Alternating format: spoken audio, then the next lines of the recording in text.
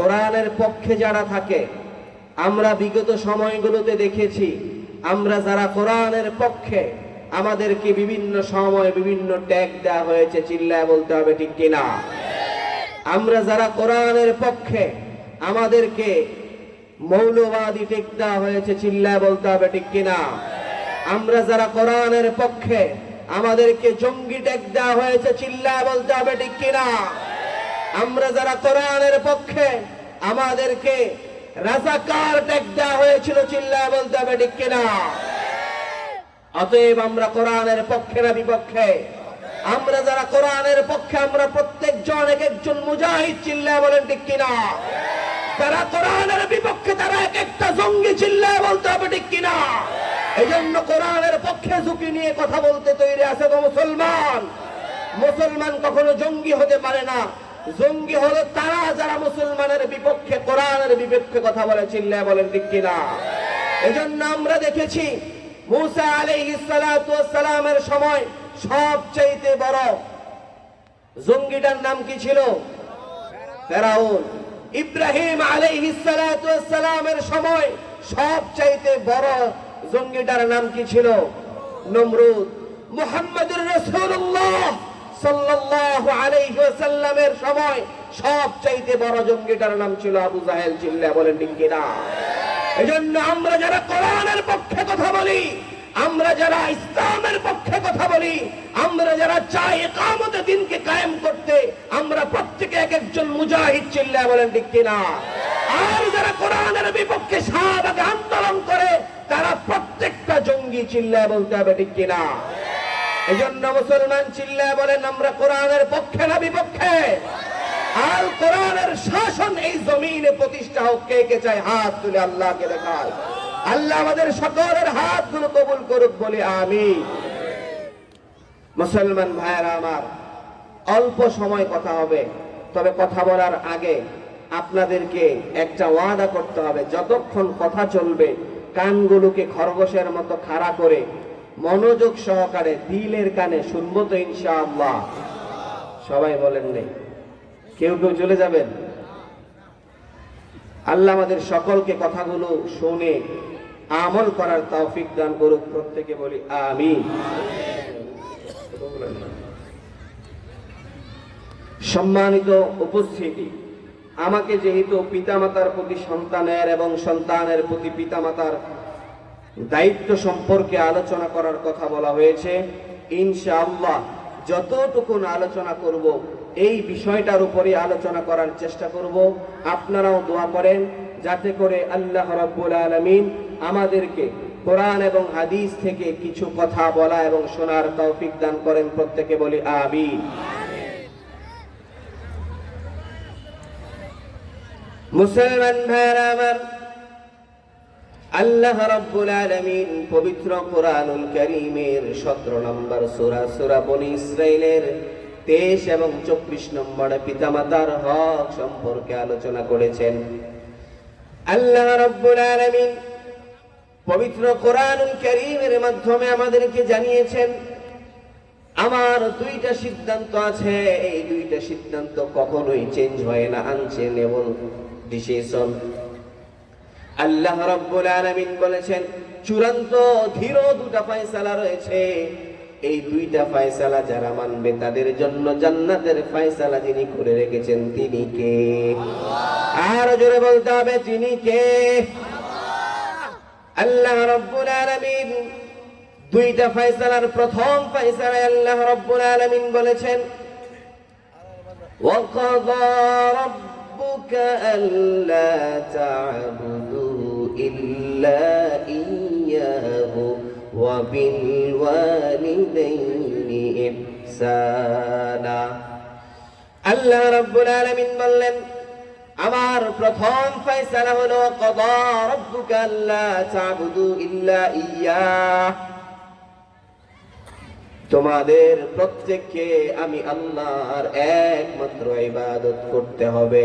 তাহলে শুধুমাত্র কেবলমাত্র আমরা যার ইবাদত করব তিনি কে? আর জোরে বলতে হবে তিনি কে?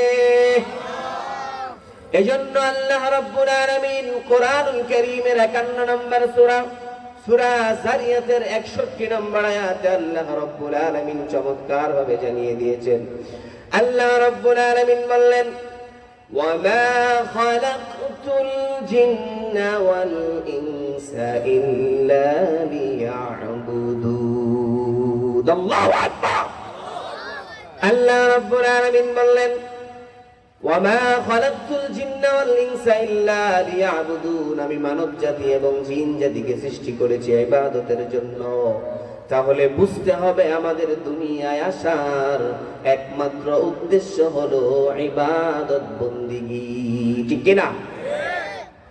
এজন্য মুসলমান ভাইরা আমার, আমরা দেখবেন প্রতিদিন যখন 5 ওয়াক্ত নামাজে দাঁড়াই, 5 ওয়াক্ত নামাজে দাঁড়িয়ে সব সময় আমরা একটা দোয়া আল্লাহ রাব্বুল আলামিনের কাছে করি, ইহদিনাস সিরাতাল মুস্তাকিম।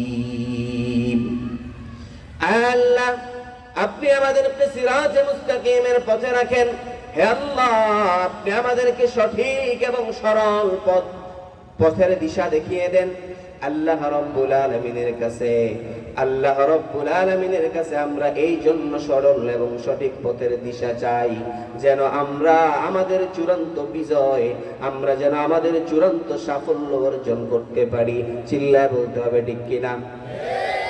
এজন্য মুসলমান ভাইরা আমার, আল্লাহ রাব্বুল আলামিন পবিত্র কোরআনুল কারীমের মাধ্যমে আমাদেরকে আল্লাহ জানালেন, তোমরা আমার কাছে সরল এবং সঠিক পথের দিশা চাও।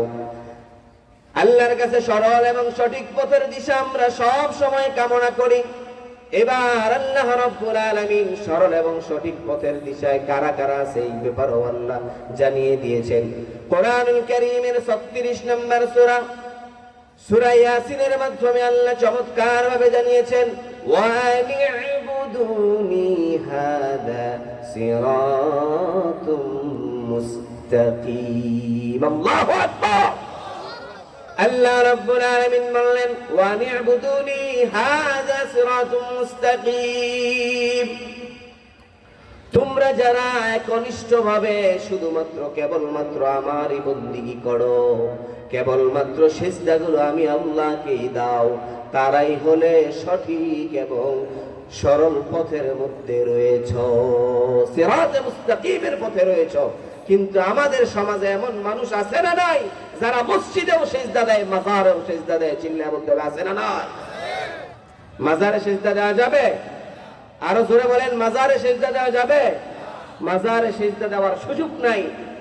এজন্য মুসলমান ভাইরা আমার, আল্লাহ রাব্বুল আলামিন প্রথম ফয়সালার কথা জানালেন। প্রথম ফয়সালা হলো ইবাদত হবে কার? আর চিল্লায় বলতে হবে, ইবাদত হবে কার? আল্লাহ বললেন, কেবলমাত্র শুধুমাত্র আমার ইবাদত হবে, আর কারো ইবাদত করা যাবে না, উপাসনা করা যাবে না। এবার আল্লাহ রাব্বুল আলামিন তার দ্বিতীয় ফয়সালার কথা জানিয়ে দিলেন। আল্লাহ রাব্বুল আলামিন বললেন, ওয়া বিল ওয়ালিদাইনি ইহসানা। দ্বিতীয় নম্বর ফয়সালা হলো, তোমরা তোমাদের পিতামাতার সাথে ইহসানের ব্যবহার করো। পিতামাতা তোমাদের জন্য অনন্য সম্পদ। আমাদের দেশে প্রচলিত একটা কথা আছে, আমরা যারা দাঁত আছে দাঁতের মর্ম বুঝি না, ঠিক তেমনি ভাবে পিতামাতা থাকা অবস্থায় পিতামাতার গুরুত্ব বোঝা যায় না। চিল্লায় বলে, ঠিক কিনা? মুসলমান ভাইরা আমার, আল্লাহ রাব্বুল আলামিন বললেন, ইহসান কেমন করে করবে জানো নাকি? আল্লাহ রাব্বুল আলামিন ইহসানের পদ্ধতিটাও কোরআনুল কারীমের মাধ্যমে জানিয়ে দিয়েছেন। ইম্মা ইয়াবলুগান্না ইনদাকাল কিবারু আহাদুহুমা আও কিলাহুমা ফালা তাকুল লাহুমা উফ। আল্লাহ রাব্বুল আলামিন বললেন, ইম্মা ইয়াবলুগান্না ইনদাকাল কিবার, তোমরা যদি জীবন দশায় তোমাদের পিতামাতার কাউকে দুইজনের একজনকেও জীবিত পাও, তাহলে দুইজন পিতামাতার একজনকেও যদি জীবিত পাও, তাহলে তোমরা তোমাদের পিতামাতার সাথে উত্তম আচরণ করো। ফালা তাকুল লাহুমা উফ, এতটুকুন শব্দ পিতামাতার আচরণে করবে না। পিতামাতা যদি প্রস্রাব পায়খানা বিছানার মধ্যেও করে দেয়, পিতামাতা যদি অসৎ কোন আচরণ করে, পিতামাতার আচরণে যদি কষ্ট পাও, তারপরেও পিতামাতার আচরণে বিরক্ত হয়ে উফ শব্দটাও বলার অধিকার আল্লাহ আমাদেরকে দেয় নাই। মুসলমান ভাইরা আমার, আমাদের সমাজে এমন অনেক মানুষ আছে যারা কিনা পিতামাতা ঘরের মধ্যে অবহেলায় লালিত পালিত হয়। যারা যে সমস্ত পিতামাতা ঘরের মধ্যে পচে যায়, পায়খানা প্রস্রাবের মধ্যে শুয়ে থাকে, পিতামাতাকে মশায় কামড়ায়, কিন্তু এমনও ডাকাত আছে না নাই যারা মাজারে গিয়ে মশারি দেয়? চিল্লায় বলতে হবে, আছে না নাই? এরা হলো সমাজের সবচাইতে বড় ডাকাত। কারণ আল্লাহ রাব্বুল আলামিন পিতামাতার খেদমতের কথা বলেছেন। পৃথিবীর এমন কোন পীর সাহেব নেই, এমন কোন আল্লাহর ওলি নেই, এমন কোন আলেম নাই, যত আলেম আছে, যত পীর সাহেব আছে, যত বুজুর্গ আছে, সমস্ত বুজুর্গানে কেরাম যদি একটা গ্লাসের মধ্যে তাদের সমস্ত ইবাদত করার পর ফু দেয়, আর তোমার মা যে অশিক্ষিত মূর্খ যদি হয়, সে যদি শুধু বিসমিল্লাহ বলে ওই গ্লাসের মধ্যে ফু দেয়, ওই দোয়াটা যিনি কবুল করে নিবেন তিনি কে? আর জোরে বলতে হবে, তিনি কে? এজন্য আল্লাহ রাব্বুল আলামিন বললেন, তোমার সবচেয়ে বড় পীর সাহেব হলো তোমার মাতা পিতা। চিল্লায় বলেন ঠিক কিনা? আপনি আপনার কোন বুজুর্গকে যদি ভালো লাগে, তার কাছে আপনি খেদমত করেন, হাদিয়া পাঠান, কোনো সমস্যা নাই। কিন্তু সর্বপ্রথম আপনার হাদিয়া পাওয়ার উপযুক্ত ছিল আপনার পিতামাতা। ঠিক কিনা? এজন্য পিতামাতাকে খেদমত করার দরকার আছে না নাই? আল্লাহ রাব্বুল আলামিন বললেন, ওয়ালা তানহারহুমা ওয়া কুল লাহুমা কাওলান কারীমা। তুমি যদি তোমার পিতামাতার কাউকে যদি বৃদ্ধ বয়সে পেয়ে যাও, তোমার পিতামাতার বয়স যদি 60, 70, 80, 90 হয়ে যায়, তাহলে তাদের ব্যবহারে নাক ছিটকানো যাবে না। তাদের কথায় বৃদ্ধ মানুষ দেখবেন অনেক সময় একটা কথা বারবার বলে, বিরক্ত হয় কি হয় না? আমরা অনেক সময় বিরক্ত হয়ে যাই, বিরক্ত হয়ে মাতা পিতার সাথে অসৎ আচরণ করে ফেলি। কিন্তু আপনার চোখের সামনে আপনার সন্তান, ছোট্ট 1-2 বছরের বাচ্চা, আপনি যখন কথা বলেন সে বারবার শুধু বলে হ্যাঁ হ্যাঁ হ্যাঁ, আছে না নাই? আপনার সন্তান এমন আচরণ করার পরেও আপনি আপনার সন্তানকে বুকে নিয়ে চুমু খেলেন। আপনিও যখন ছোট ছিলেন আপনার মা বাবাও আপনাকে এমন আদর করে চুমু খেয়েছে। কিন্তু আজকে পিতামাতা বৃদ্ধ হয়েছে, যে পিতামাতা আপনার জন্য যৌবন, পৌরত্ব, টাকা পয়সা, ব্যাংক ব্যালেন্স সব কিছুকে বিসর্জন দিল, আপনার জন্য ওই পিতামাতা গুলো বৃদ্ধ হলো। আমাদের সমাজে এমন মানুষ আছে না নাই, পিতামাতাকে বাবা মা বলে ডাকে না, বুড়া বুড়ি বলে ডাকে, এমন ডাকা তো আছে না নাই? মুসলমান ভাইরা আমার, আপনি আপনার দিমাগকে একবার জিজ্ঞেস করেন, যাকে আপনি বুড়া বুড়ি বলছেন, এই লোকটা বুড়া বুড়ি হয়েছে কার কারণে? সবাই বলেন কার কারণে? তার গোটা জীবনটা আপনার জন্য শেষ করে দিয়েছে, আর আজকে আপনি তাচ্ছিল্যতার সাথে তাকে বুড়া বুড়ি বুড়ি গালি দেন। আল্লাহ আল্লাহ আমাদেরকে হেফাজত করুক। আমরা আমাদের পিতামাতাকে বাদ দেই না, খাবার দেই না, যাইয়া মাজারে খাবার দেই। আর একটা নিকৃষ্টতম, এটা আমাদের সমাজে আছে, আমি এলাকার বিদায়ী কথাটা বলছি। দেখবেন পিতামাতা জীবন দশায় বাদ দেয় না, কিন্তু মরে গেলে 40 করে খাওয়ায়, আছে না নাই? এরা হলো সমাজের সবচাইতে বড় কীট, সবচাইতে বড় ডাকাত।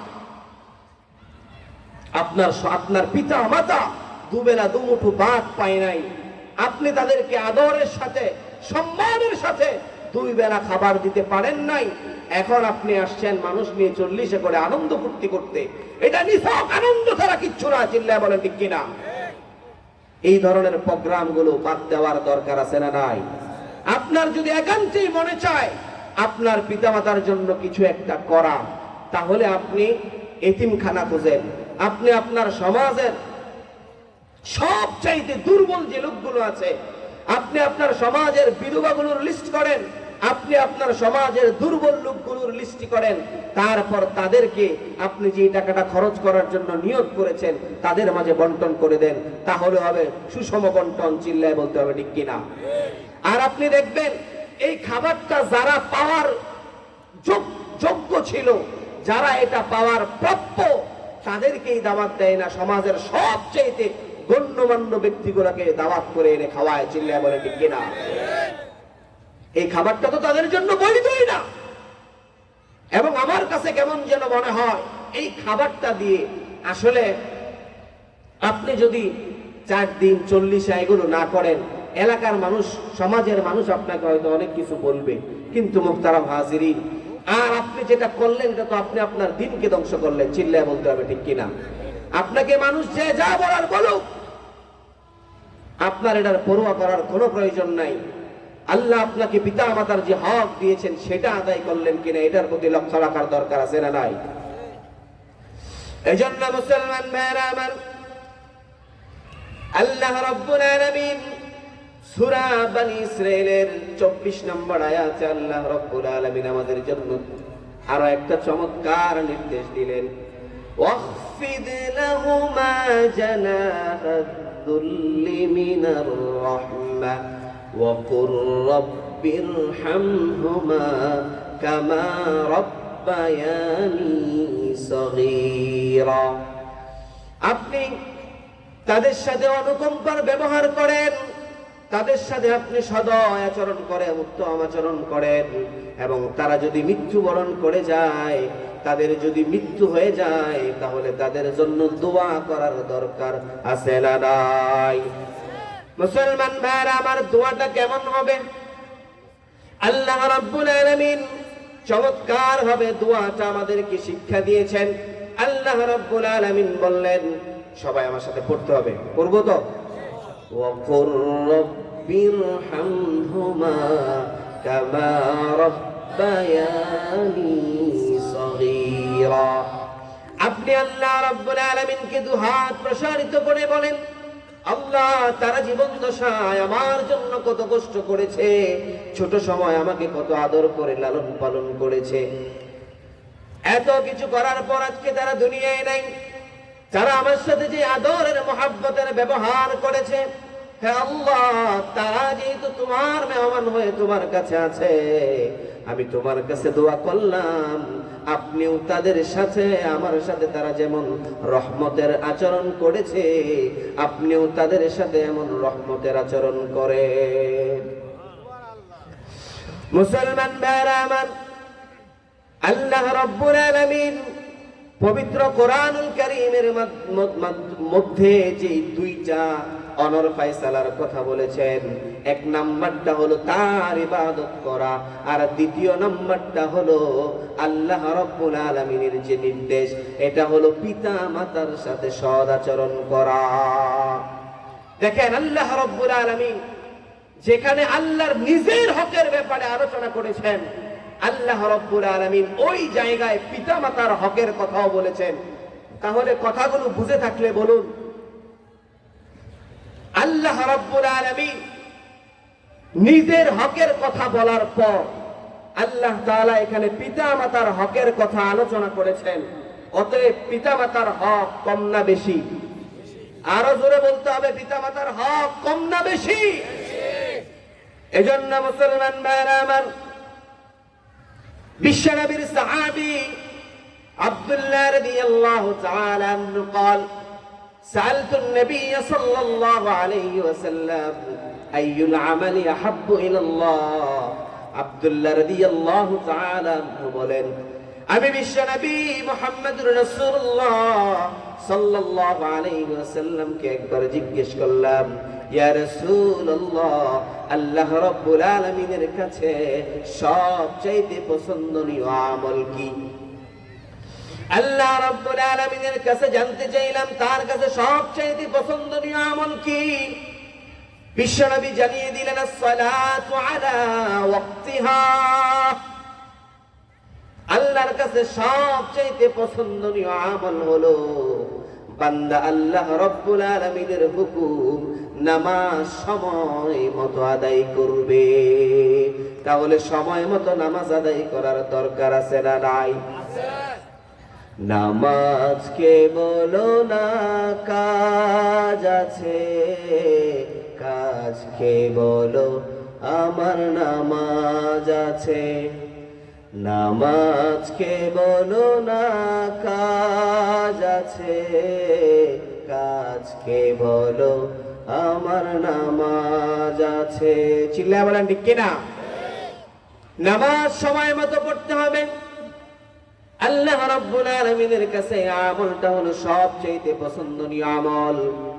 এরপর ওই সাহাবী জিজ্ঞেস করলো সুম্মা আইয়ু, তারপর আল্লাহ রাব্বুল আলামিনের কাছে সবচেয়ে পছন্দনীয় আমল কোনটি? বিশ্বনবী বললেন সুম্মা বিররুল ওয়ালিদাইন। আল্লাহ রাব্বুল আলামিনের কাছে নামাজের পর সবচেয়ে পছন্দনীয় আমল হলো পিতা মাতার খেদমত করা। আল্লাহু আকবার। এজন্য পিতা মাতার খেদমত করার দরকার আছে না নাই? বিশ্বনবী সাল্লাল্লাহু আলাইহি ওয়াসাল্লামের কাছে ওই সাহাবী আবার জিজ্ঞেস করলো সুম্মা আইয়ু, অতঃপর কোনটি? বিশ্বনবী সাল্লাল্লাহু আলাইহি ওয়াসাল্লাম চমৎকার ভাবে উত্তর দিলেন আল জিহাদু ফি সাবিলিল্লাহ। জিহাদ ফি সাবিলিল্লাহ। আজকে যারা জিহাদের কথা বলে তাদেরকে জঙ্গি ট্যাগ দেওয়া হয়। চিল্লায় বলতে হবে ঠিক কিনা? জিহাদ আল্লাহ তাআলার অকাট্য বিধান। জিহাদ আল্লাহ তাআলার নামাজের পর রোজার চাইতেও, যাকাতের চাইতেও, হজের চাইতেও আল্লাহর কাছে সবচেয়ে পছন্দনীয়। চিল্লায় বলেন ঠিক কিনা? এজন্য মুসলমান ভাইরা আমার, জিহাদের কথা বললে যাদের চুলকানি হয় বুঝতে হবে ডাল মে কুছ কালা হ্যায়। চিল্লায় বলেন ঠিক কিনা? তাদের ঈমানের সমস্যা আছে। কারণ আপনি ঈমান এনেছেন, আপনার কাছে শুধু যেই জিনিসগুলো ভালো লাগে ওইগুলো আপনি মানবেন, আর বাকিগুলো আপনি মানবেন না, এবং ওইগুলোকে ইসলামের বিধান হিসাবেই মানবেন না। তাহলে আপনি কেমন মুসলমান? আপনার মুসলমানিত্বের মধ্যে প্রশ্ন থেকে যায়। চিল্লায় বলতে হবে ঠিক কিনা? এই জন্য মুসলমান ভাইরা আমার, বিশ্বনবী মুহাম্মদুর রাসূলুল্লাহ সাল্লাল্লাহু আলাইহি ওয়াসাল্লামের সাহাবী যখন জিজ্ঞেস করলো তুম্মা আইয়ু, এরপর কোনটা? বিশ্বনবী বললেন আল জিহাদু ফি সাবিলিল্লাহ। আল্লাহর কাছে তৃতীয় যে পছন্দনীয় আমল সেটা হলো জিহাদ ফি সাবিলিল্লাহ। অতএব মুসলমান ভাইরা আমার, জিহাদ আল্লাহ তাআলার কাছে কেমন পছন্দনীয় ছোট্ট একটা ঘটনা বললে বুঝে আসবে। বলবো? বিরক্ত হচ্ছেন আপনারা? বিরক্ত হইতেছেন? মুসলমান ভাইরা আমার, খাইবারের যুদ্ধে একজন যুবক ছিল যে কিনা আল্লাহ রাব্বুল আলামিনকে কোনদিন একটা সিজদা দেয় নাই, যে কিনা আল্লাহ রাব্বুল আলামিনের জন্য একটা রোজাও রাখে নাই, যে কিনা আল্লাহ রাব্বুল আলামিনের কাছে আল্লাহর রাস্তায় এক টাকাও দান করে নাই। কিন্তু এই যুবকটা মরতে দেরি হয়েছে, সুজা আল্লাহ জান্নাতে পাঠিয়ে দিয়েছেন। মুসলমান ভাইরা আমার, খাইবারের যুদ্ধ যখন সংগঠিত হচ্ছিল তখন ইহুদিদের কেল্লাগুলোকে মুসলমানরা চারদিক থেকে ঘেরাও করে ফেলেছিল। মুসলমানরা যখন কেল্লা ঘেরাও করে ফেলেছিল, সাহাবে কেরাম রাদিয়াল্লাহু তাআলা কেল্লাগুলোকে চারদিক থেকে যখন আবদ্ধ করে রেখেছিল, ওই সময় বের হওয়ার কারো কোনো সুযোগ ছিল না। ভিতরে পশু পাখিগুলো না খেয়ে মারা যাচ্ছিল।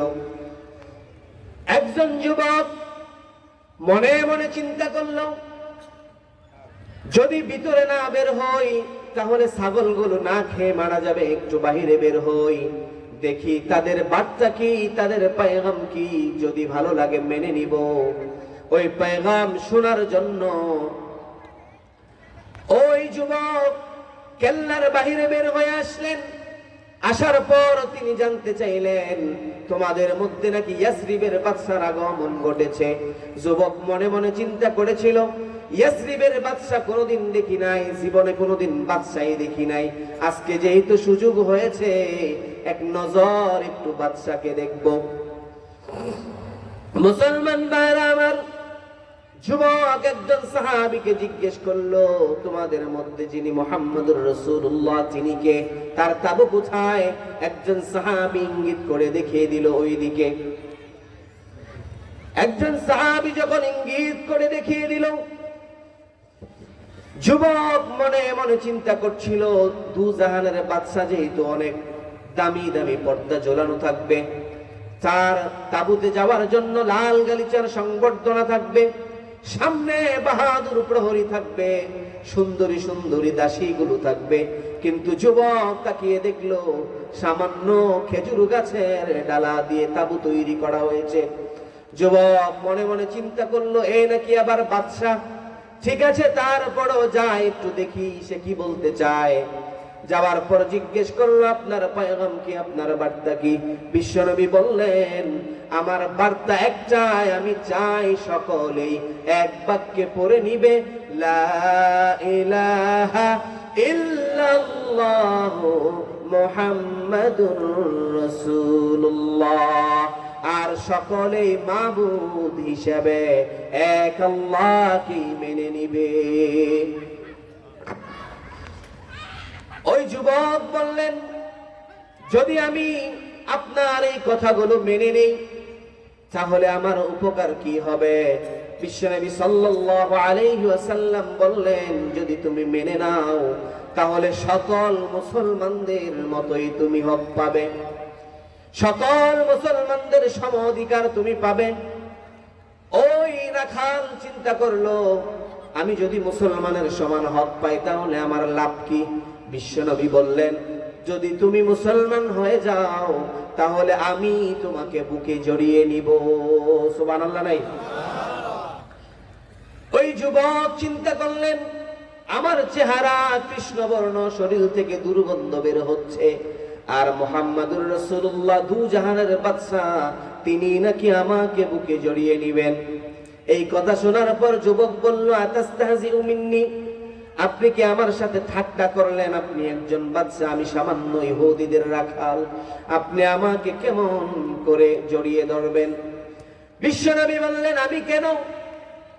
তুমি যদি মুসলমান হয়ে যাও, কালিমার দাওয়াত যদি তুমি গ্রহণ করো, গোটা মুসলমান জাতি তোমাকে বুকে জড়িয়ে নিবে।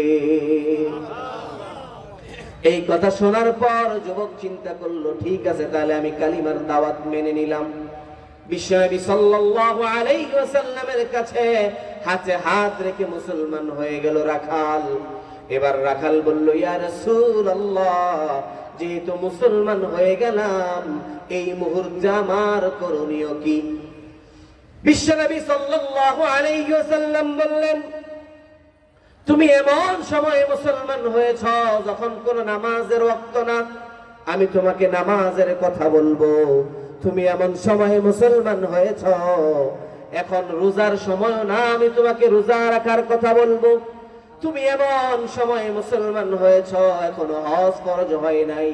আবার তুমি এমন সময়ে মুসলমান হয়েছ যখন তোমার কাছে কোনো টাকা পয়সাও নাই, তুমি যাকাত দিবে।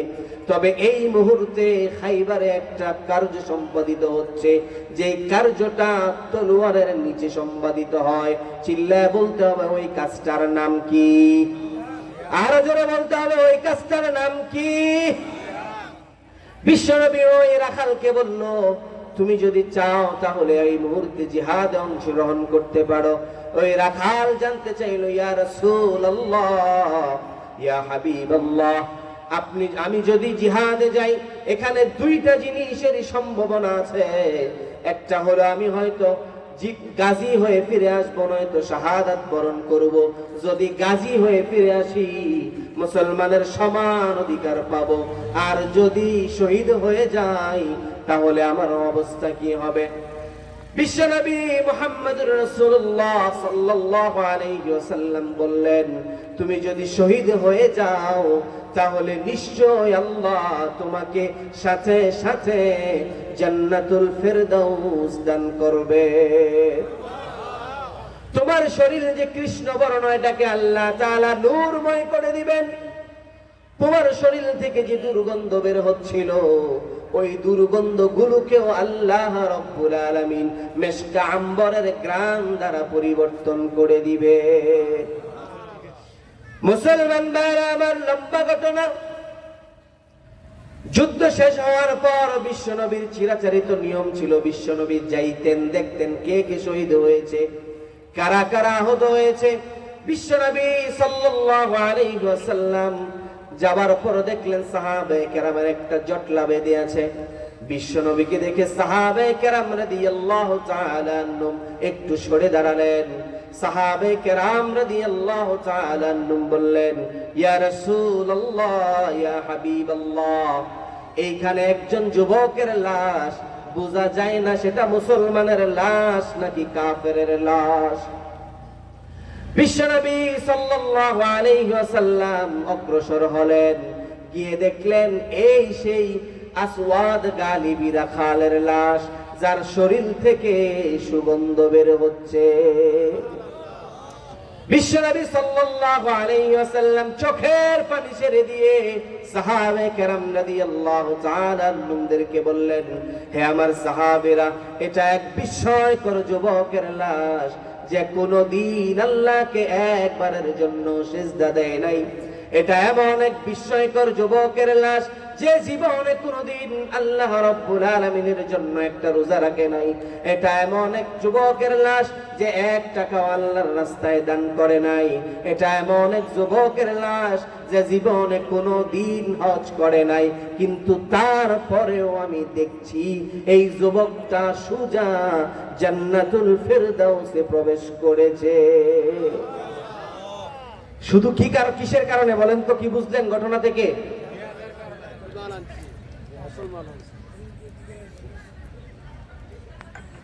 আল্লাহ তাআলা তাকে সুজা জান্নাতুল ফেরদাউস দান করেছেন। এটার একমাত্র কারণ হলো সে শুধুমাত্র কেবলমাত্র জিহাদে অংশগ্রহণ করেছিল। এজন্য বিশ্বনবী সাল্লাল্লাহু আলাইহি ওয়াসাল্লাম বলেন, এই জিহাদ আল্লাহর কাছে এত পছন্দনীয়, মৃত্যুবরণ করার সাথে সাথে আল্লাহ তাকে জান্নাত দিয়েছেন।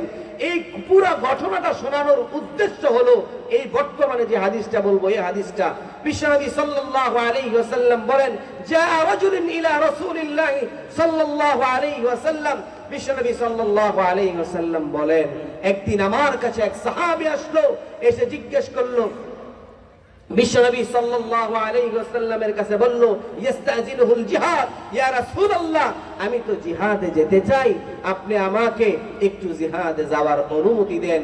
বিশ্বনবী সাল্লাল্লাহু আলাইহি ওয়াসাল্লাম বললেন, তোমার ঘরের মধ্যে কি তোমার পিতামাতা আছে? ওই সাহাবী বললেন, ইয়া রাসূলুল্লাহ, আমার মা জীবিত আছে। বিশ্বনবী সাল্লাল্লাহু আলাইহি ওয়াসাল্লাম বললেন, ফাফিহিমা ফাজাহিদ, যাও তুমি তোমার পিতামাতার খেদমত করো, এটাই তোমার জন্য সবচেয়ে বড় জিহাদ। সুবহানাল্লাহর আওয়াজ এত আসতে। আরে মিয়া, জিহাদে গেলে তো হাত পা কাটার সম্ভাবনা আছে, রক্ত বের হওয়ার সম্ভাবনা আছে, জীবন থাকতেও পারে নাও থাকতে পারে, কিন্তু পিতামাতার খেদমত করলে কি এই পরিমাণ কষ্ট হয়? বলে না, কষ্ট হয়? তাহলে পিতামাতার খেদমত করতে রাজি আছেন কে কে? একটু হাত তুলে আল্লাহরে দেখাই। আল্লাহ আমাদের সকলকে কবুল করুক, বলি আমিন। মুসলমান ভাইরা আমার, পিতামাতা যাদের আছে তারা বুঝে না, পিতামাতা হচ্ছে বট গাছের ছায়ার মতো, যতদিন জীবিত থাকবে আপনাকে এমন কোন ফুলের টোকাও কেউ দেখ, এটা আপনার পিতামাতা সহ্য করবে না। চিল্লায়া বলেন ঠিক কিনা? আরো জোরে বলেন ঠিক কিনা? মুসলমান ভাইরা আমার, এজন্য বিশ্বনবী বললেন, জিহাদের চাইতে গুরুত্বপূর্ণ আমল হলো পিতামাতার সাথে পিতামাতার খেদমত করা। আমরা পিতামাতার খেদমত করা দরকার আছে না নাই? এজন্য বিশ্বনবী বললেন, তোমরা যারা পিতামাতার খেদমত করবা না, পিতামাতাকে কষ্ট দিবে, তোমরা স্পষ্ট জেনে রেখো যদি তোমার পিতামাতা খুশি হয় তাহলে আরশের মালিক আল্লাহ খুশি হয়ে যায়।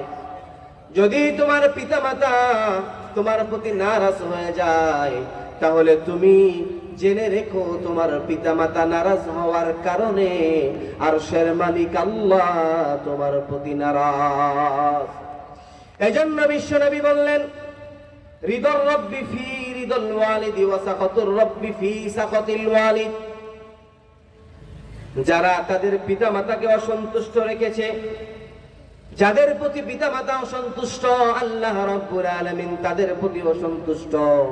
আর যাদের প্রতি যাদের প্রতি পিতামাতা সন্তুষ্ট, আর আরশের মালিক আল্লাহ তাদের উপর সন্তুষ্ট। জোরে বলি সুবহানাল্লাহ। এইজন্য মুসলমান ভাইরা আমার, আমরা অনেক সময় আমাদের পিতামাতার দোষ তালাশ করি, কিন্তু আমি আপনাদেরকে এখন চমৎকার আরো একটা হাদিস শোনাই। বিশ্বনবী বলেছেন, তোমার পিতামাতা যদি কাফের হয়, কি হয়? জোরে বলেন, কি হয়? পিতামাতা যদি কাফের হয়, মুশরিক হয়, তারপরেও পিতামাতার সাথে অসৎ আচরণ করা যাবে না। মুলায়েম ভাষায় কথা বলতে হবে, নিচু আওয়াজে কথা বলতে হবে, চমৎকার ভাষায় কথা বলতে হবে। বিশ্বনবীর শালিকা আসমা বিনতে আবু বকর রাদিয়াল্লাহু তাআলা আনহা বিশ্বনবী মুহাম্মদুর রাসূলুল্লাহ সাল্লাল্লাহু আলাইহি ওয়াসাল্লামের কাছে আসলেন। এসে বললেন, ইয়া রাসূলুল্লাহ আনা মুসলিমা ও উম্মি মুশরিকা। বিশ্বনবীর শালিকা এসে বললেন, আমি হলাম মুসলমান আর আমার মাতা হলো মুশরিকা। আফাসিলুহা, তারপরেও কি আমি আমার মায়ের সাথে সৎ আচরণ করব? বিশ্বনবী সাল্লাল্লাহু আলাইহি ওয়াসাল্লাম বললেন, খবরদার সিলিহা, তোমার মা যদি মুশরিকাও হয় তারপরেও তার সাথে উত্তম আচরণ করতে হবে। মুসলমান ভাইরা আমার, এজন্য আমাদের সকলের উচিত হলো, পিতামাতাকে যদি জীবন দশায় পেয়ে যাই, পিতামাতা যদি আমাদের জন্য খারাপ কিছু করে, তারপরেও পিতামাতার সাথে সৎ আচরণ করার দরকার আছে না নাই? আর জোরে বলতে হবে, আছে না নাই? ইব্রাহিম আলাইহিস সালাতু ওয়াস সালাম মুসলিম জাতির পিতা। কে? ওদের কি জাতির পিতা অন্যজন আছে নাকি? আগে আরেকজন ছিল। আচ্ছা, আল্লাহ তাআলা আমাদেরকে সঠিক ইতিহাস জানার তৌফিক দান করুক, প্রত্যেকে বলে আমিন। এজন্য আল্লাহ তাআলা কোরআনুল কারীমে বলেছেন, ওয়াতলু আলাইহিম নাবা আবনাই আদম বিল হক। আমরা জানি হাবিল কাবিলের ইতিহাস, শুনেন নাই আপনারা? আল্লাহ তাআলা এই ঘটনা বর্ণনা করে আল্লাহ বলছেন, হে রাসূল, আপনি আপনার উম্মতদেরকে নাবা আবনাই আদম বিল হক, সঠিক ইতিহাস শিখান। কিন্তু এখন তো আমরা এমন চিপার মধ্যে পড়ে আছি, যখন যার যেমন করে মন চায় তখন সে ওই রকম করেই ইতিহাস রচনা করে। চিল্লায় বলেন ঠিক কিনা? এজন্য যার যখন যেমন মনে চায় ইতিহাস তেমন করে রচনা করা যাবে। চিল্লায় বলেন, রচনা করা যাবে?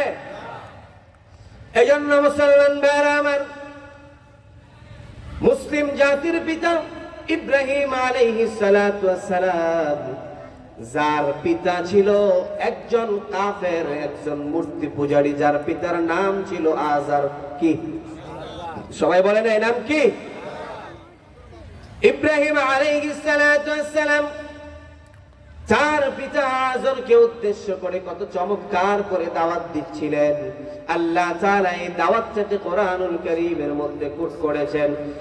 19 নম্বর সূরা, সূরা মারইয়ামের 42 নম্বর আয়াতে আল্লাহ এই কথা তুলে ধরলেন, ইয়া আবাতি লিমা তা'বুদু মা লা ইয়াসমা'ু ওয়া লা ইউবসিরু ওয়া লা ইউগনি আনকা শাইআ। ইব্রাহিম আলাইহিস সালাতু ওয়াস সালাম বললেন, ইয়া আবাতি লিমা তা'বুদু মা লা ইয়াসমা'ু ওয়া লা ইউবসিরু, হে পিতা, আপনি কেন এই মূর্তিগুলোর পূজা করেন যারা 10টা হাত বের করে রাখে, অথচ মাথায় একটা মাছি বসলে তাড়াতে পারে? বলেন না কেন পারে? ইব্রাহিম আলাইহিস সালাতু ওয়াস সালাম মুলায়েম ভাষায় বললেন, হে আমার পিতা, আপনি কেন এই মূর্তিগুলোর পূজা করেন যাদের সামনে দামি দামি খাবার রাখা হয়, কিন্তু একটা খাবার স্পর্শ করার ক্ষমতাও তাদের নাই? আপনি কেন তাদের ইবাদত করেন? আপনি কি চোখে দেখেন না এই খাবারগুলো সে কিছুই করতে পারে না? এমনকি তার মাথার উপর যদি মাছি বসে, ওই মাছি তাড়ানোর ক্ষমতাও তার নাই। চিল্লায় বলতে হবে ঠিক কিনা? এই জন্য পিতামাতার সাথে সৎ আচরণ করতে হবে। সে যদি কাফের হয়, সে যদি মুশরিকা হয়, তারপরেও তার সাথে উত্তম আচরণ করতে হবে, ভালো আচরণ করতে হবে। এই জন্য আল্লাহ রাব্বুল আলামিন আমাদেরকে হুকুম দিলেন, ওয়াকাদা রাব্বুকা আল্লা তা'বুদু ইল্লা ইয়্যাহু ওয়া বিল ওয়ালিদাইনি ইহসানা। আল্লাহ রাব্বুল আলামিন পিতামাতার সাথে ইহসানের আচরণ করার নির্দেশ দিয়েছেন। এজন্য পিতামাতা যদি দোয়া করে তাহলে দোয়াটাও যেমন কবুল, পিতামাতা যদি বদদোয়া করে ওইটাও কবুল। আছে না নাই? আর জোরে বলতে হবে আছে না নাই? আমরা অনেক সময় নিজেরাই হিসাব কষি, আমার বাবা এটা করেছে, মা এটা করেছে, তাহলে মায়েরও তো বিচার হবে। কিন্তু আল্লাহ রাব্বুল আলামিন বলেন চমৎকার একটা উদাহরণ, পিতামাতা আর সন্তানের উদাহরণ হলো ছুরি আর তরমুজের মতো। আপনি যদি ছুরি নিচে রেখে উপর থেকে তরমুজ ফেলে দেন, ক্ষতি কি ছুরির হবে না তরমুজের হবে? তরমুজটা দ্বিখণ্ডিত হয়ে যাবে। আবার আপনি যদি তরমুজ নিচে রেখে উপর থেকে ছুরি চালিয়ে দেন, তাহলেও তরমুজের ক্ষতি না ছুরির ক্ষতি। অতএব পিতামাতা যে যত খারাপ হোক না কেন, সন্তানের বলার কোনো হক আল্লাহ দেয় নাই। মুসলমান ভাইরা আমার, এজন্য বিশ্বনবী মুহাম্মদুর রাসূলুল্লাহ সাল্লাল্লাহু আলাইহি ওয়াসাল্লাম আমাদেরকে শিখিয়েছেন, পিতামাতার দোয়া যেমন কবুল হয়, তেমন পিতামাতার বরদোয়াও কবুল হয় কি হয় না? মুসলমান ভাইরা আমার, বনি ইসরাইলের একজন আবেদ ছিল যার নাম ছিল জুরাইস। ওই জুরাইস আল্লাহর ওলি ছিল। সব সময় আল্লাহর ওলি হওয়ার কারণে সব সময় তাহাজ্জুদের নামাজ আদায় করত। তাহাজ্জুদের নামাজ আদায় করার জন্য একদিন তিনি শেষ রাতে উঠলেন। শেষ রাতে ওঠার পর তাহাজ্জুদের নামাজ আদায় করছিলেন, এমন সময় তার মায়ের পিপাসা লেগে গেল। জুরাইজের মা চিৎকার করে বললেন, ইয়া জুরাইস আশরিবিনি মোয়া, হে জুরাইস আমাকে পানি পান করাও, পানি তৃষ্ণা লেগেছে। জুরাইস নামাজে দাঁড়িয়ে চিন্তায় পড়ে গেলেন, নামাজ আদায় করব নাকি মাকে পানি দিয়ে আসবো? আচ্ছা, মাকে তো একটু পরেও পানি দিতে পারবো, নামাজটা আগে কন্টিনিউ করি। জুরাইজের এই কথা মনে মনে চিন্তা করলো, সে কাজও করা শুরু করলো। জুরাইজের মা আবার চিৎকার করলেন, ইয়া জুরাইস আশরিবনি মোয়া, হে জুরাইস পানির তৃষ্ণা লেগেছে, পানি দাও, পানি পান করব। জুরাইস নামাজ কন্টিনিউ করছিলেন। নামাজ জুরাইজের মা তৃতীয়বার আবার চিৎকার দিয়ে বললেন, ইয়া জুরাইস আশরিবনি মোয়া, হে জুরাইস বড্ড পিপাসা লেগেছে, একটু পানি দাও। জুরাইজের মা চিন্তা করলো, তিনবার ডাকলাম, তারপরেও আমার সন্তান আমাকে পানি দিল না। আর জুরাইজ চিন্তা করছে, নামাজে দাঁড়ালাম, এই মুহূর্তে কেমন করে নামাজ ছেড়ে দেই, নামাজটা শেষ হোক, তারপর আমি আমার মাকে পানি দিব। জুরাইজের মা চিন্তা করলো, আমি আমার সন্তানের কাছে পানি চাইলাম, পানি দিল না। জুরাইজের মা হাত তুলে আল্লাহকে বলল, আল্লাহুম্মা লা তুমিতহু ইল্লা আন তুরিয়াহুল মুমিসাত। হে আল্লাহ, তৃষ্ণায় কলিজা ফেটে যায়, আমার সন্তান জুরাইজের কাছে পানি চাইলাম, পানি দিল না। বড্ড কষ্ট লেগেছে মাবুদ, আমি বদদোয়া করে দিলাম আমার সন্তান জুরাইজ রে বেশ্যা নারীর ফিতনায় না ফেলে মৃত্যু দিও না। বলেন দোয়া করলে যিনি কবুল করেন তিনি কে? মা যদি বদদোয়া করেন তারপরেও যিনি কবুল করেন তিনি কে? জুরাইজের মা বদদোয়া করলেন, আল্লাহ রাব্বুল আলামিন সাথে সাথে তার বদদোয়া কবুল করে নিলেন। জুরাইজ নামাজে দাঁড়িয়ে গেল। একদিন, 2 দিন, 3 দিন অতিবাহিত হয়ে যায়। হঠাৎ করে একদিন তাহাজ্জুদের সময় 3 দিন অতিবাহিত হওয়ার পর জুরাইজ দরজা লাগিয়ে নামাজ আদায় করছিলেন। পাহাড়ের চূড়ায় ছিল জুরাইজের ইবাদতখানা। ওই সময় একজন বেশ্যা নারী তার দরজার মধ্যে খটখট খটখট শুরু করে দিল। জুরাইজ নামাজ শেষ করে দরজা খুলল। দরজা খোলা মাত্রই ওই সুন্দরী নারী বলছে, দেখো আমি কত সুন্দরী, অনন্য স্নিগ্ধ, আমার শরীর থেকে সুঘ্রাণ বের হচ্ছে, তুমি আমার সাথে অপকর্মে লিপ্ত হও। যদি আমার সাথে অপকর্মে লিপ্ত হও তাহলে কেউ জানবে না, কেউ দেখবে না। জুরাইজ উত্তর করলেন, আল-ইয়াযু বিল্লাহ, খবরদার, আমি আল্লাহ রাব্বুল আলামিনকে ভয় পাই, অতএব আমার দ্বারাই অপকর্ম হবে না। বেশ্যা সেখানে সুবিধা করতে না পেরে বেশ্যা পাহাড় থেকে নেমে আসলো। নেমে আসার পর বেশ্যা যখন নিচে আসলো দেখলো একজন রাখাল শুয়ে আছে। ওই রাখালকে বলল, দেখো আমি কত সুন্দরী, অনন্য, সুস্নিগ্ধা, আমার সাথে অপকর্মে লিপ্ত হও, কেউ জানবে না। ওই রাখাল মনে মনে বলে, সুযোগ পাইছি, কাজে লাগাই দেই। রাখাল সুযোগ হাতছাড়া করে নাই। 2 মাস 3 মাস অতিবাহিত হওয়ার পর ওই জেনার মাধ্যমেও যিনি সন্তান দিতে পারে তিনি কে? জেনা করার পর তার গর্ভে সন্তান আসলো। 3 মাস অতিক্রম হওয়ার পর বেশ্যা নারীর পেট একটু উঁচু হয়ে গেল। এবার সমাজের লোকজন বলছে, তুমি তো বিবাহ শাদী করো নাই, তাহলে তোমার পেটের সন্তান কোত্থেকে আসলো? এবার ওই বেশ্যা বলে, আমার পেটের সন্তানের বাবা হলো জুরাইজ। নাউজুবিল্লাহ। কতটুকু সত্য? কথা বুঝতেছেন আপনারা? কতটুকু সত্য? 100%। 100% মিথ্যা। সন্দেহ আছে? কথা বলেন, সন্দেহ আছে?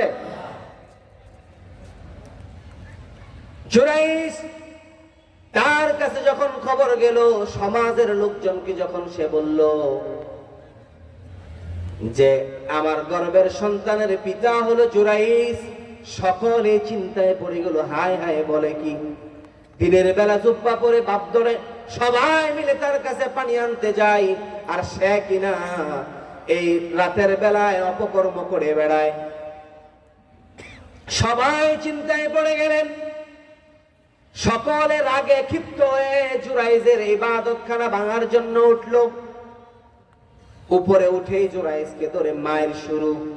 জুরাইজ বলে, অপরাধ কি বলো? জানি না কেন আমাকে মারছো, আমার ইবাদতখানা কেন ধ্বংস করছো? এবার সকলে মিলে বলল, তুমি তো সাধু সাজো, রাতের বেলায় অপকর্ম করো, দিনের বেলায় সাধু সাজো। জুরাইজ জানতে চাইলো আমার অপরাধটা কি। এলাকার লোকজন বলল, এই যে বেশ্যা নারীর পেটের ভেতরে সন্তান, এই সন্তানের বাবা তুমি। জুরাইজ বলল, নাউজুবিল্লাহ। বলল, বিচার কি? সকলে মিলে সিদ্ধান্ত নিল, তোমার মৃত্যুদণ্ড দেয়া হবে। জুরাইজ বলল, মেনে নিলাম, মৃত্যুদণ্ড হবে, তবে তার পূর্বে আমার একটা কথা আছে। সকলে জানতে চাইল কি কথা। জুরাইজ বলল, যদি তোমরা আমাকে মৃত্যু দিয়ে দাও, ফাঁসির কাস্টে ঝুলিয়ে দাও, তাহলে আমাকে একটু সময় দাও, মাত্র 2 রাকাত নামাজ আদায় করব। কত? 2 রাকাত নামাজ আদায় করার জন্য সময় চাইলেন। সকলে মিলে সিদ্ধান্ত নিল, ঠিক আছে, 2 রাকাত নামাজের সময় দিলাম।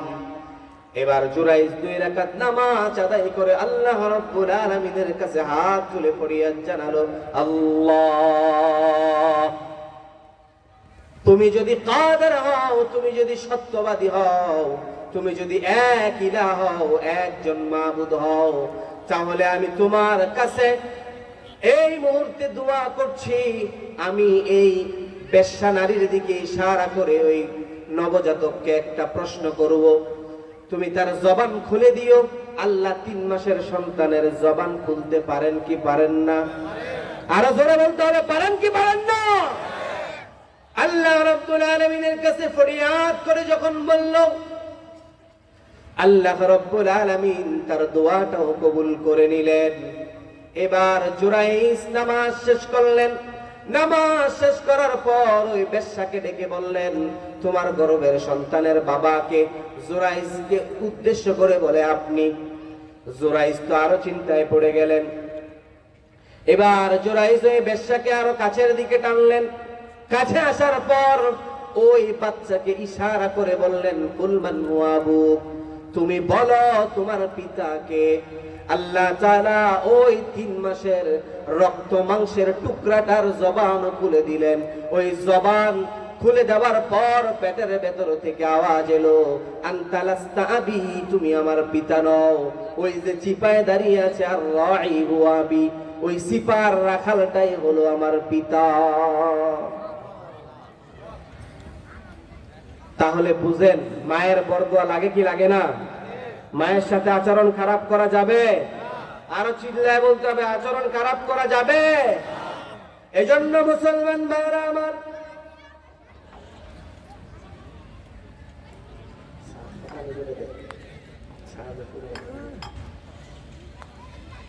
বিশ্বনবী মুহাম্মদুর রাসূলুল্লাহ সাল্লাল্লাহু আলাইহি ওয়াসাল্লাম, ওনার কাছে একদিন জিবরাইল আমিনের আগমন ঘটল। বিশ্বনবী মুহাম্মদুর রাসূলুল্লাহ সাল্লাল্লাহু আলাইহি ওয়াসাল্লাম মিম্বারে পা রাখছিলেন। এমন সময় বিশ্বনবী বললেন, আমিন। দ্বিতীয় সিঁড়িতে যখন পা রাখলেন তখনও বললেন, আমিন। তৃতীয় সিঁড়িতে যখন পা রাখলেন তখনও বললেন, আমিন। সাহাবে কেরাম রাদিয়াল্লাহু তাআলা আনহুম জানতে চাইলেন, ইয়া রাসূলুল্লাহ, আপনি তো আগে কোনোদিন এমন করেন নাই, আজকে এমনটি করার কারণ কি জানতে চাই। বিশ্বনবী মুহাম্মদুর রাসূলুল্লাহ সাল্লাল্লাহু আলাইহি ওয়াসাল্লাম বললেন, এই মাত্র আমার কাছে জিবরাইলের আগমন ঘটেছিল। আমি যখন প্রথম সিঁড়িতে পা রাখি, জিবরাইল বললেন, ইয়া রাসূলুল্লাহ, ওই ব্যক্তি ধ্বংস হোক যে রমজান পেল কিন্তু গুনাহগুলো মাফ করাইতে পারে নাই। আমি বললাম, আমিন। দ্বিতীয় সিঁড়িতে যখন পা রাখি তখন জিবরাইল আমিন দোয়া করলেন, ওই সমস্ত মানুষ ধ্বংস হোক যে কিনা পিতা মাতা পাওয়ার পরেও খেদমত করে জান্নাত অর্জন করতে পারে নাই। আমি বললাম, আমিন। তৃতীয় সিঁড়িতে যখন পা রাখি তখন বলল, ইয়া রাসূলুল্লাহ, ওই ব্যক্তিও ধ্বংস হোক যে আপনার নাম শুনলো কিন্তু দুরূদ শরীফ পাঠ করলো না। আমি বললাম, আমিন। সকলেই বলেন সাল্লাল্লাহু। মুসলমান ভাইরা আমার, জিবরাইলের কোনো গুনাহ আছে নাকি? জোরে বলতে হবে, কোনো গুনাহ আছে নাকি? জিবরাইলের কোনো গুনাহ নাই, তারপরেও জিবরাইলের দোয়ায় আমিন বলেছেন কে? বিশ্বনবী আমিন বলেছেন। অর্থাৎ দোয়াটা কত কার্যকর বুঝতে হবে। আপনি আপনার পিতামাতা পাওয়ার পর খেদমত করে যদি জান্নাত অর্জন করতে না পারেন, আপনার ব্যাপারে বিশ্বনবীর দোয়া হলো নিশ্চিতভাবে আপনি ধ্বংস। এজন্য মুসলমান ভাইরা আমার, বিশ্বনবী মুহাম্মদুর রাসূলুল্লাহ সাল্লাল্লাহু আলাইহি ওয়াসাল্লাম বলেছেন, আল জান্নাতু তাহতা আকদামিল উম্মাহাত, তোমরা তোমাদের মায়ের পায়ের নিচে তোমাদের জান্নাত। বিশ্বনবী মুহাম্মদুর রাসূলুল্লাহ সাল্লাল্লাহু আলাইহি ওয়াসাল্লাম বলেছেন, তোমাদের প্রত্যেকের ঘরে 2টা জান্নাত আছে। বিশ্বনবী বলেন, জান্নাতের 2টা দরজা আছে। একটার নাম হলো আল আব মানে আব্বা, আর একটার নাম হলো আল উম মানে আম্মা। এই দুইটা দরজা আমাদের সকলের বাড়িতে আছে না নাই? বিশ্বনবী বলেন হুমা জান্নাতুকা ওয়া নারুন, ডিসিশন তোমার, এটাকে তুমি জান্নাত বানাবে নাকি জাহান্নাম। অর্থাৎ আপনার আমল যদি ভালো হয় তাহলে আপনার পিতামাতা আপনার জন্য জান্নাত, আর আপনার আমল যদি খারাপ হয় তাহলে আপনার পিতামাতার জন্যই আপনাকে জাহান্নামে যেতে হবে। চিল্লায়া বলে ঠিক কিনা? আপনি যদি আপনার মায়ের সাথে উত্তম আচরণ করতে না পারেন, বিশ্বনবী সাল্লাল্লাহু আলাইহি ওয়াসাল্লামের কাছে একজন সাহাবী এসে জিজ্ঞেস করলো, ইয়া রাসূলুল্লাহ, আমার কাছে সবচাইতে ভালো আমল পাওয়ার যোগ্য কে, উত্তম আচরণ পাওয়ার যোগ্য কে? বিশ্বনবী বললেন উম্মুক, তোমার মা। ওই সাহাবী আবার জানতে চাইলেন অতঃপর কে? বিশ্বনবী বললেন উম্মুক, তোমার মা। আবারও জানতে চাইলেন, বিশ্বনবী আবারও বললেন উম্মুক। চতুর্থ বারের মাথায় বিশ্বনবী বললেন তোমার পিতা। কেন? এই হাদিসের ব্যাখ্যায় মুফাসসিরিন কেরাম লেখেন, এর কারণ হলো আল্লাহ রাব্বুল আলামিন কোরআনুল কারীমে আমাদেরকে জানিয়েছেন হামালাতহু উম্মুহু, তোমাদের মা তোমাদেরকে গর্ভধারণ করেছে। ওয়াহানান আলা ওয়াহান, তোমাদের মা তোমাদেরকে 10 দিন, তোমাদের মা তোমাদেরকে 10 মাস 10 দিন গর্ভধারণ করেছে। তোমাদের মা যেই যন্ত্রণার বোঝা বহন করেছে বাবা সেটা করে নাই। ওয়াফিসালহু ফি আমাইন, তোমাদের মা তোমাদেরকে 2 বছর পর্যন্ত দুধ পান করিয়েছে। কত গ্যালন দুধ আপনি খেয়েছেন, কত লিটার দুধ আপনি খেয়েছেন, কত গ্লাস দুধ আপনি খেয়েছেন, কারো কোনো হিসাব আছে? চিল্লায় বলতে হবে, কোনো হিসাব আছে? কোনো হিসাব নাই। এই জন্য বিশ্বনবী ধমক দিয়ে বলেছিলেন লাউ কতটা জিলদা, তোমার মা বাবার জন্য যদি তুমি তোমার মায়ের জন্য তোমার শরীরের চামড়া শুকিয়ে যদি জুতা বানিয়ে দাও, তারপরেও তোমার মায়ের 1 ফোঁটা দুধের ঋণ শোধ হবে না। আল্লাহু আকবার। তাহলে এমন পিতামাতার সাথে খারাপ আচরণ করার সুযোগ আছে? আরো জোরে বলতে হবে, আছে? এজন্য এমন পিতামাতার সাথে খারাপ আচরণ করা যাবে না। আল্লাহ রাব্বুল আলামিন আমাদেরকে পিতামাতার সাথে উত্তম আচরণ করার নির্দেশ দিয়েছেন। মেডিকেল সায়েন্স বলে আমরা যেদিন দুনিয়ায় আসলাম মায়ের পেট থেকে, এখন তো অধিকাংশ বেবি হচ্ছে সিজারিয়ান বেবি, কিন্তু আমরা যারা একটু আগের, আমাদের অধিকাংশই আমরা দুনিয়ায় নরমাল প্রসেসের মাধ্যমে এসেছি। চিল্লায় বলেন ঠিক কিনা? মেডিকেল সায়েন্স বলে একটা মানুষ সর্বোচ্চ 45 ইউনিট ব্যথা সহ্য করতে পারে। কত? 45 ইউনিট। আর আমার আপনার মা যেদিন আমাদেরকে জমিনে ভূমিষ্ঠ করেছেন সেদিন তারা 57 ইউনিট ব্যথা সহ্য করেছেন। আল্লাহু আকবার। Can you imagine? আপনি কল্পনা করতে পারেন এটা? মেডিকেল সায়েন্স বলে যদি কোনো সুস্থ ব্যক্তির একসাথে কোনো একটা অ্যাক্সিডেন্টে 20টা হাড় ভেঙে যায়, যেই পরিমাণ কষ্ট হবে একজন মা তার সন্তানকে দুনিয়ার আলো বাতাস দেখানোর জন্য, তার চাইতেও বেশি কষ্ট করেছে। আল্লাহু আকবার। মুসলমান ভাইরা আমার, আপনাকে আজকে আল্লাহ তাআলা শক্তি দিয়েছে, সামর্থ্য দিয়েছে, টাকা পয়সা দিয়েছে, সবকিছু আপনাকে আল্লাহ আজকে দিয়েছে। কিন্তু একটা সময় এমন ছিল আপনি নিজের হাতে কিছুই করতে পারতেন না। মাঘ মাসের কনকনে শীত, প্রচন্ড শীতের মধ্যে আপনার মা আপনাকে ডান পাশে শুয়ে ঘুমিয়েছে, আপনি ঘুমের মধ্যে প্রস্রাব করে দিয়েছেন। আপনার মা আপনাকে বাইরে কোনো রাস্তায় ফেলে আসে নাই, আপনার মা আপনাকে এতিমখানায় দিয়ে আসে নাই। আপনার মা আদর করে যত্ন করে আপনার কাপড় চেঞ্জ করার পর আপনাকে বাম সাইডে রেখেছে। আপনি বাম পাশে রাতে 1টা বাজে প্রস্রাব করে দিয়েছেন। আপনার মা বিরক্ত হয় নাই, আপনার মা বিরক্ত না হয়ে ওই রাতের আধারে অন্ধকারে ঘুম থেকে উঠে আপনার মা ওই কাপড়টাও চেঞ্জ করেছে। এবার ডানে বামে সব ভিজা জায়গা, শোয়াবার কোনো জায়গা নাই। আপনার মা আপনাকে নিচে রাখে নাই পোকামাকড়ে খাবে। আপনার মা আপনাকে কুলে পিঠে করে মানুষ করেছে। এবার আপনার মা আপনাকে বুকের মধ্যে রেখেছে যেন আপনি আরামে শান্তিতে ঘুমাতে পারেন। রাত 4টা বাজে আপনি আবার বুকের উপর প্রস্রাব করে দিয়েছেন। আপনার মা রাতের অন্ধকারে উঠে কাপড় চোপড় চেঞ্জ করার পর আপনার কপালে চুমু এঁকে দিয়েছে। চুমু এঁকে দিয়ে রাত আদর করে আপনাকে ঘুম পাড়িয়েছে যেন আপনার ঘুমের কোনো ব্যাঘাত না ঘটে। কিন্তু আজকে আপনার মা অসুস্থ, অসহায়, সম্বলহীন হয়ে পড়েছে।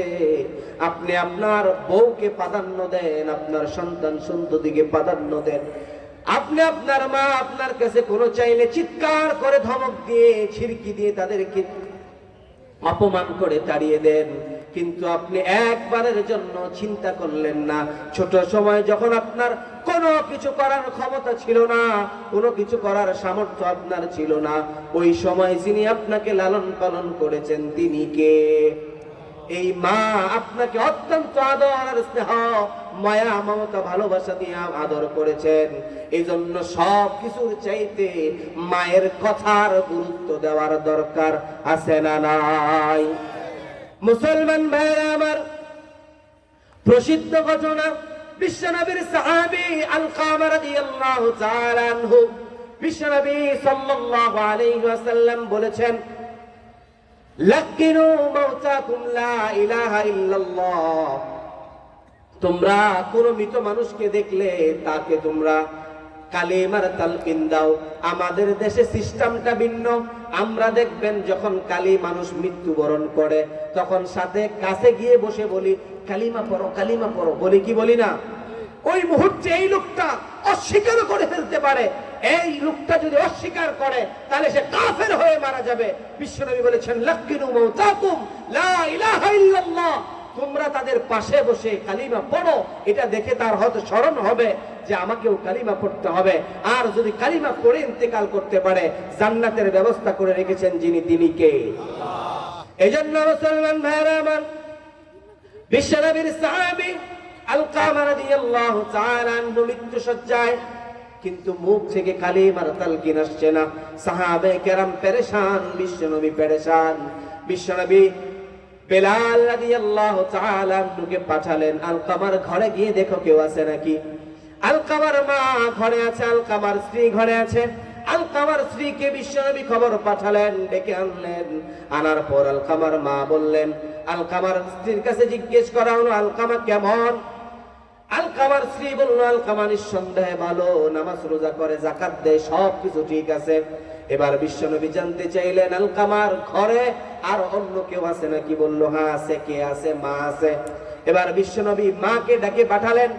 আলকামার মা যখন বিশ্বনবীর দরবারে গেলেন, বিশ্বনবী জানতে চাইলেন আলকামা কেমন। আলকামার মা বলে দিলেন আলকামা অত্যন্ত ভালো। বিশ্বনবী বললেন আপনার সাথে আচরণ কেমন করে? এবার আলকামার মা চোখের পানি ছেড়ে দিয়ে বলল, ইয়া রাসূলুল্লাহ, আলকামা আমার চাইতে তার বউয়ের কথায় প্রাধান্য দেয় বেশি। বিশ্বনবী সাল্লাল্লাহু আলাইহি ওয়াসাল্লাম বললেন, এজন্য আলকামার জবান থেকে কালিমা বের হচ্ছে না, আপনি তাকে ক্ষমা করে দেন। আলকামার মা বলে, না না, আমি তাকে ক্ষমা করব না।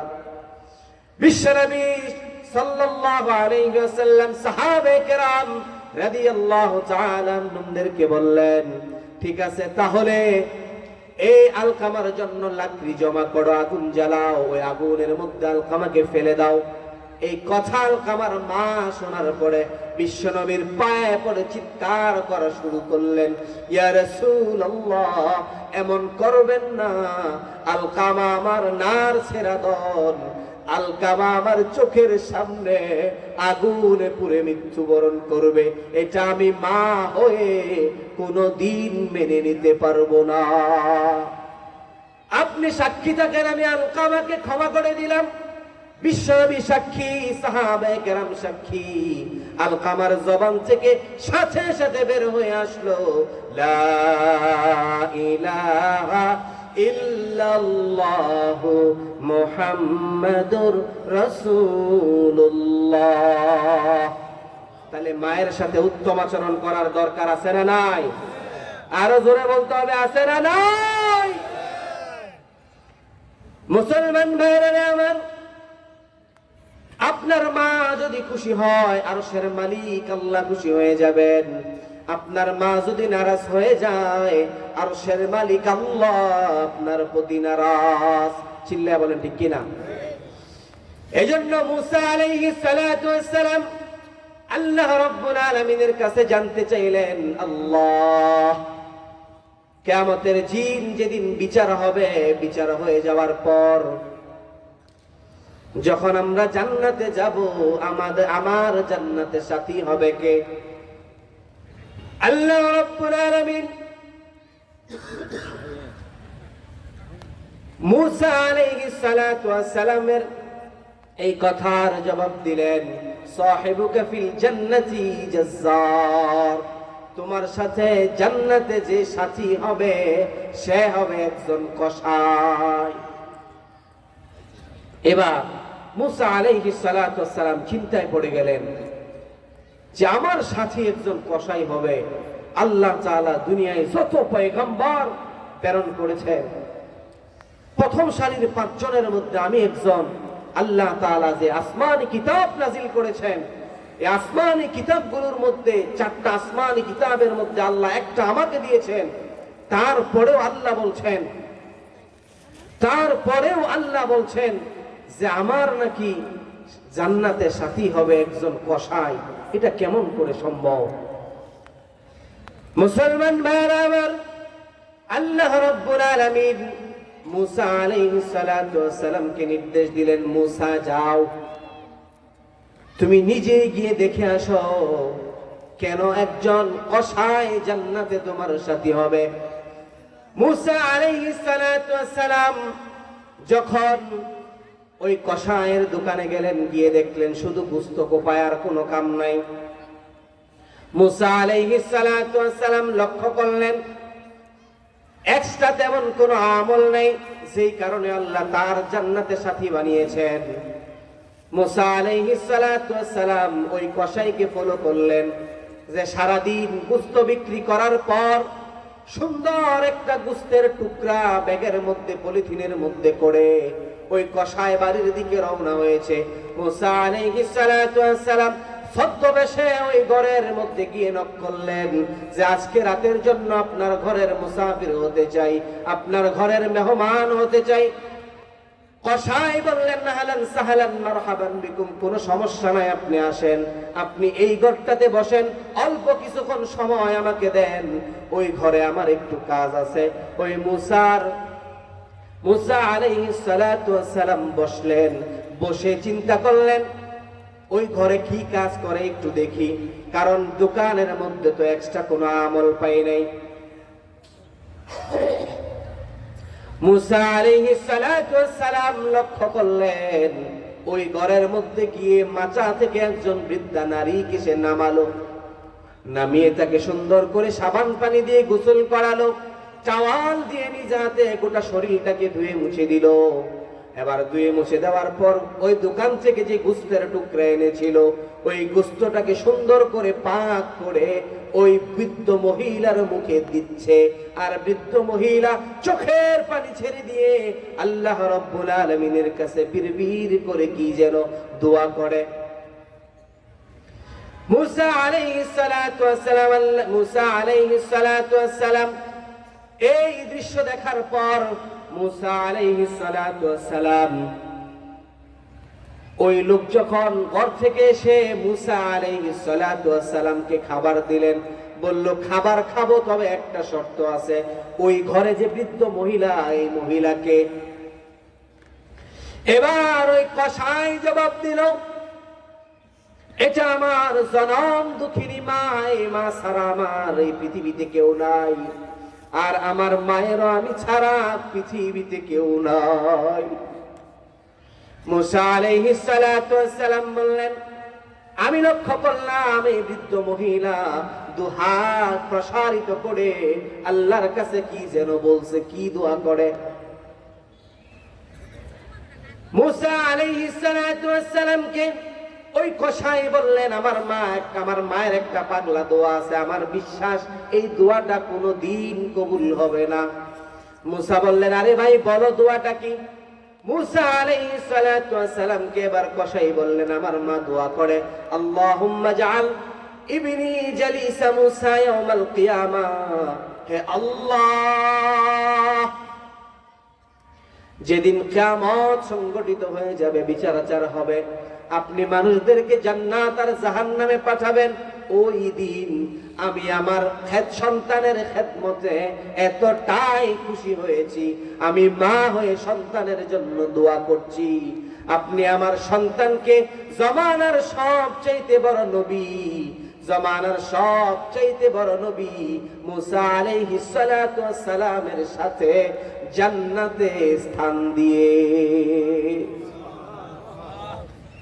মুসলমান ভাইরা আমার,